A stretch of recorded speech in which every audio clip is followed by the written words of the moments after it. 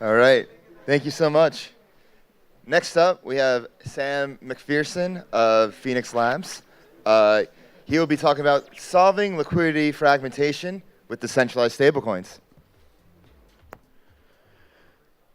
Hello, hello. All right, so this talk is solving liquidity fragmentation with decentralized stablecoins. Go. So I'm Sam MacPherson. I've been a Maker Core dev previously and now focused on Spark. Thank you. So first, let's go over Stablecoin 101 a little bit, just for some context. So there's two broad categories of stablecoins. The term is a little overloaded, so I kind of want to unpack them a little bit. So there's two broad categories, and then in those two categories, there's two subcategories within each of them. So in the first category is fiat-backed. So these break down into two categories. First, we have onshore. These use the US banking system. These are highly regulated and full reserve stablecoins. Examples of this are USDC and PayPal USD. We then have offshore using the Eurodollar system. Regulation reserve requirements may vary here. So these are things like Tether, FDUSD, and Mountain USD. Then, so the second broad category is decentralized or on-chain stablecoins. And again, these break down into two categories in my mind. We have fractional reserve or peg stablecoins. This is essentially the on-chain banking system, and they peg to a higher form of money. So examples of this, USDS, previously DAI, Athena, USDE, Frax, Go, etc. And then you have the other subcategory of this, which is free float. So these do not have pegs to higher form of money. This is LUSD and RAI. So shout out to Seb Ventures, who's been popularizing this since 2021 as one of the chefs at Steakhouse. He's been talking about the hierarchy of money, and he actually did a presentation I recommend you watch at Brussels at the Stable Summit. So you can kind of think of the mental model about how the on-chain stablecoin system works like this. So in the hierarchy of money, you have the Federal Reserve at the top that issues the currency. You have the US banking system that sits below that. And then it splits out where you have Eurodollars and Tether connects in through that way. But on the full reserve US banking side, you have USDC, which connects directly into the US banking system. And then USDS, you should think of it as sitting below USDC on the hierarchy of money. And the main difference is that while USDC is running a full reserve, USDS runs a fractional reserve. So it's narrow banking versus broad-based banking. So one of the ways to look at decentralized stablecoins by market cap, USDS has as one of the first movers, is fairly dominant in this space, containing about like 60% of the market cap today. There are other players like Athena, Frax, and Go that are doing quite well, but USDS still remains quite dominant with 5.5 billion in total deposits. Another measure to look at stablecoins by broadly is permissionless yield generation. And it's important to look at permissionless yield generation. I understand that USDC does offer a yield, but it's behind like KYC. And I think the important part here is to look at the permissionless yield generation. This is what we've really seen gain traction in DeFi. So if you look at this from this perspective, you have USDT offering nothing, USDC offering nothing, and then you have like products like Mountain USD, which are full reserve, but offer almost as much as possible as they can, but they're limited by the treasury bill rate. Whereas a fractional reserve, broad-based stablecoin like USDS can overperform when the DeFi rates are doing well, or even just investing in things beyond the treasury bills. So zooming in a little bit on the savings product, Savings USDS, which is the killer product of USDS. We've seen total deposits of 2.1 billion. USDS targets a cash reserve of 25% to ensure that there is ample peg liquidity for people to enter and exit whenever they want. So as of today, the cash reserves sit at 1.3 billion USDC. And in fact, USDS is the largest on-chain holder of USDC on Ethereum mainnet, other than exchanges. And the yield it offers is 6.5%. So, I mean, yield is great, but where does the yield come from, right? So the yield breaks down broadly into these categories. The base yield is provided by T-bills. And this is the rate that every stablecoin should be providing by default, in my view. This is the risk-free rate, so really the users should just be receiving this. The other main categories are DeFi lending. So this is the more classic Maker Core, now called Sky Core vaults, Sparkland, Aave. This is usually just ETH and Bitcoin crypto native lending. And then more recently, with the onboarding of Athena, we've been able to tap into the revenues generated by centralized exchanges with perps products. And this has been rapidly growing. It's a smaller portion, but it's rapidly growing. But the other piece of a stablecoin is what is the insurance policy? So there are 3 levels of insurance at the Sky protocol. There is the surplus buffer, which is cash on hand to cover any bad debt that occurs. There is 120 million in Sky USDS Uniswap V2 pool. This is protocol and liquidity that's sitting there ready to absorb losses. But beyond that, Sky token holders need to be prepared to mint any Sky to take care of any losses beyond that. So if we look at the top chart, you have the exposure. So this is the market cap of the stablecoin broken down by what collateral is backing it. And at the bottom, you have annualized revenue. So the structure of DAI at the beginning was quite simple. It started just crypto collateralized lending, which is the blue. You then see the onboarding of the PSM and USDC with the green, but it did not yield any revenue. Well, also because the rates were 0, so it wouldn't be able to anyways. And then you see this coming in of this orange, which is the treasury bill backing. So as you can see, it took over most of the stablecoin supply naturally, because why would you accept 0 yield? You want treasury bill yield. So this created a lot of new revenue for the protocol. At the bottom, you can see the orange supplying a lot of the revenue. And then even more recently, the stablecoins themselves are now offering revenue on the supply as well. As you can see, the green is now starting to generate revenue at the bottom. And you can see, although ignoring this big spike in March 2024 due to an interest rate jacking, revenues are actually at a steady state all-time high these days. Now let's talk about the Sky balance sheet in more detail. But first, let's talk about the peg stability module, just so everybody's on the same page about this. The PSM is a mechanism where you can swap USDC to USDS 1-to-1 at huge sizes. So as I mentioned, Sky has 1.3 billion in USDC that it owns that allows people to enter and exit at huge size. So 200 million is not even an unreasonable number about how you can enter and exit at free will. The protocol will make sure that this order of magnitude of liquidity is available and people can depend on that. Now, if we look at the balance sheet from this, it's mostly correct, but it's a somewhat of an oversimplification.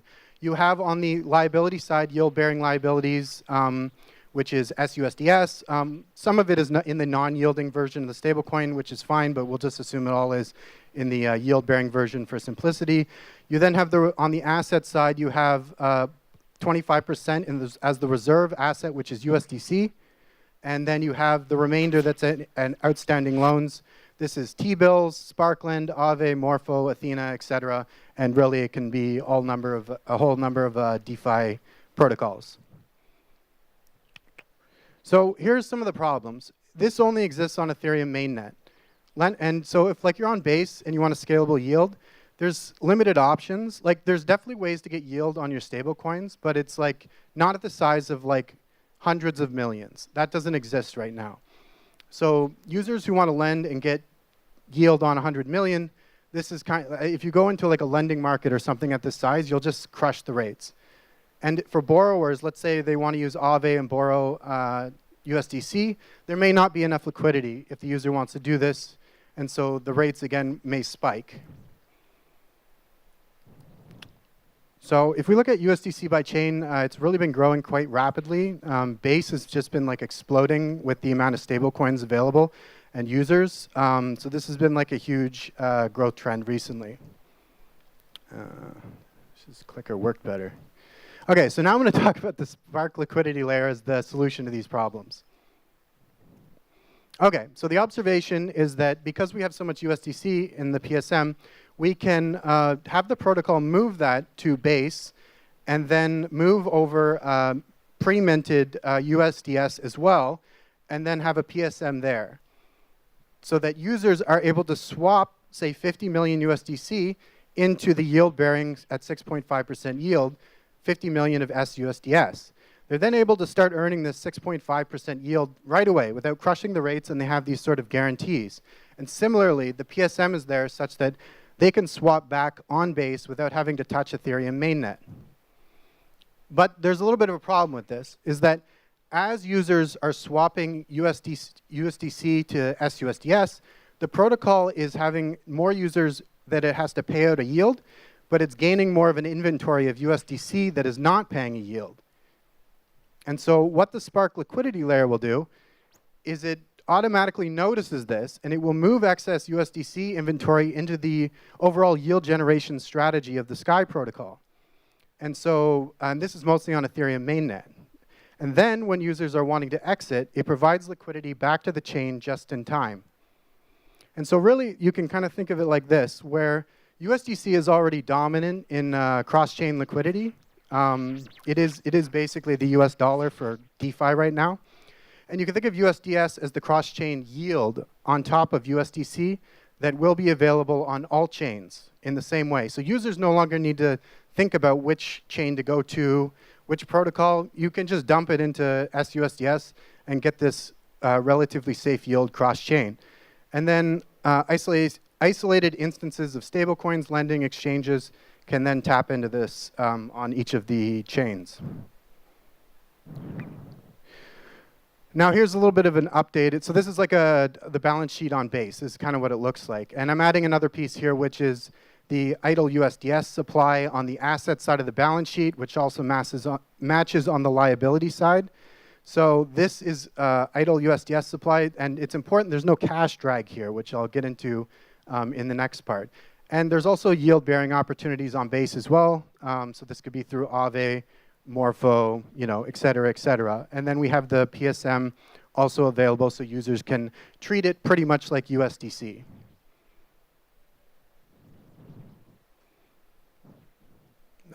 Okay. So this is the interesting part. So now that we have this, what I'm looking more at like USDC as a chain-wide reserve. So on base, we have this one place where the PSM, where we pile USDC into, the protocol can then pre-mint or just-in-time credit, AMO, whatever you want to call this, can then pre-mint this into every lending market at once. This number is fairly arbitrary because these assets have no cash drag. So you can just mint 40 million into Aave, 40 million into Morpho, 40 million into Compound, and then you have the chain-wide reserve, which is maybe not the same as, so there's 120 million in outstanding. These are not borrowed yet, so that it's very artificial number in a way. But the chain-wide reserve is what's actually providing the hard peg on these assets, and it may be smaller than the actual outstanding assets that are being issued on each of these lending markets. And so this is a nice way to balance out so that users, whenever they want to borrow, they can just use whatever protocol they want, and then this fills in the back end to ensure that there's liquidity and balance and all these kinds of things. And so what you end up looking like is more like this. So you have the US banking system, which is the peg for USDC. And then you have USDC, which looks like money, or like an on-chain M1. Now you have USDS, which is more like credit, or an on-chain M2. And in the hierarchy of money, credit can serve a much bigger audience than the higher up, more like M1. It's the same with the cash. The M1 supply is much, much smaller than the M2 supply. And so the M2 supply can serve a much, much wider space. But the interesting thing is, I mean, you can do this for any type of stablecoin. It could be a stablecoin on ETH. So you can have ETH as the core asset, and then you have Lido as an example of a full reserve stablecoin that is wrapping the ETH. But you can also have a more credit-like system. This doesn't exist yet, but somebody could totally do this, where it's serving a wider audience, and it can pre-mint tokens into protocols such that they can be available to users just in time when they want to borrow. such that you solve the lending side of the two-sided equation of lending markets. Sorry.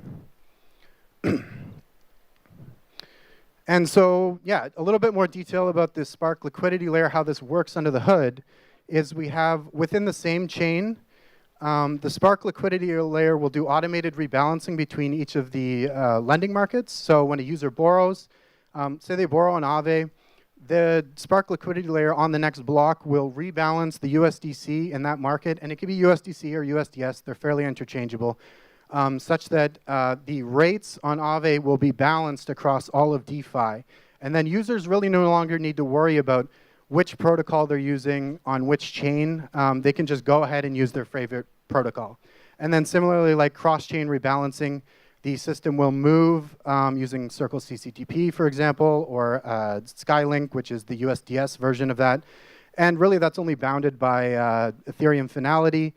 And that's currently 20 minutes, but I think that should improve in time with single slot finality and things like that.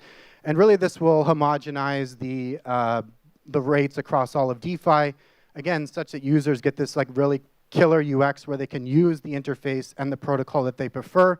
They want to borrow USDC, and they get the same rate, I mean, depending on what the collateral is, but they get roughly the same rate across every single protocol.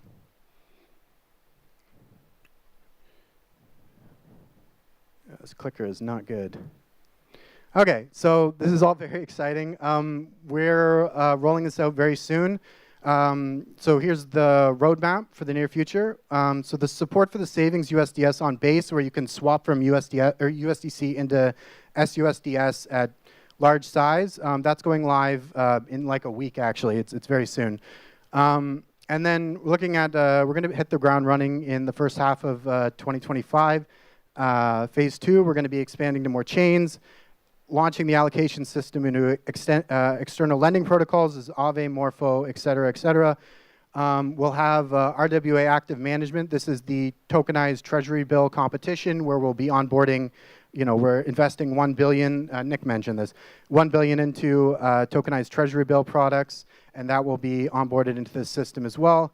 And then fast token bridging. And then phase 3 and beyond, we'll be looking at like yield optimization, safety mechanisms, asset failure detection, et cetera. And then eventually we'll be adding Tether support as well. Thank you.